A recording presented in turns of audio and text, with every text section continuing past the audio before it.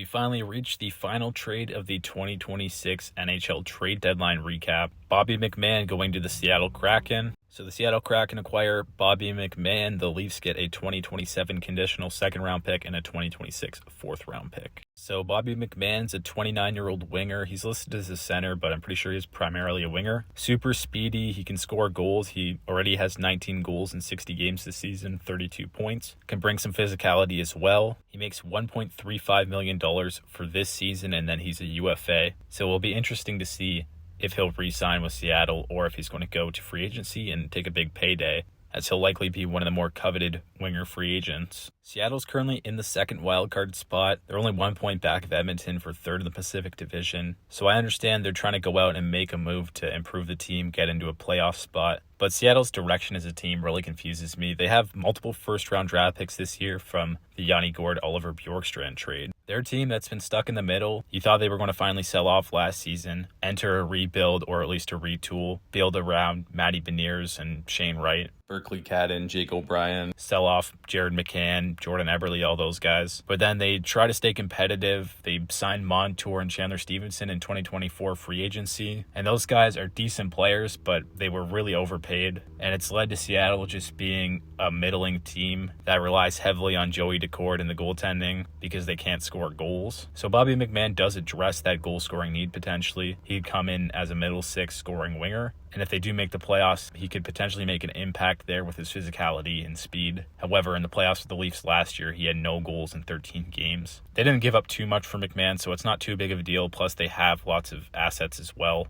So I'll give the Kraken a B- on this deal. And for the Leafs, the second-round pick, the condition is that it will be the later of Columbus or Winnipeg's 2027 second-round picks. And then you also get the fourth there. The Leafs, they have a couple second-round picks next season, but they obviously don't have their first or second this year. So they're kind of in a weird spot. They acquired some draft capital with the Nick Watt trade, this one in the Scott Laughton deal. But once again, I think they were too passive with moving these guys, and they would have been able to get more if they sent them earlier in the season. I thought Bobby McMann would acquire a first-round pick if you told me that a couple weeks ago. Ultimately, it seems like the wingers weren't really getting those. It had to be more so the centers. So a second and a fourth isn't bad. I'll give the Leafs a B+ on this trade, but as a deadline as a whole, I really didn't like it. So let me know down below, what do you think of this deal? What do you think of the Leafs deadline, the Kraken's? Let me know down below, and I'll see you in the next video.